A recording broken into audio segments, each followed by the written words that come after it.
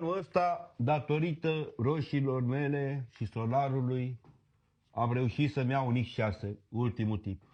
Mi-a mers bine. Bă, la anul o să-mi fac și eu un solar, la fel ca al tău, și o să pun numai roșii de alea mari, gigant, și o să-mi iau și eu un X7. O să merg în continuare cu roșiile și o să bag și castraveți și ceapă. Ok, eu o să bag fasole de aia gigant, o să bag și ceapă și... O să bag și ridichii și speclă roșie și castraveți, am mai făcut încă o dată, și roșii, din nou. Foarte bine. Eu o să bag porumb de fier care îl vând la bucată. Să facem floricele.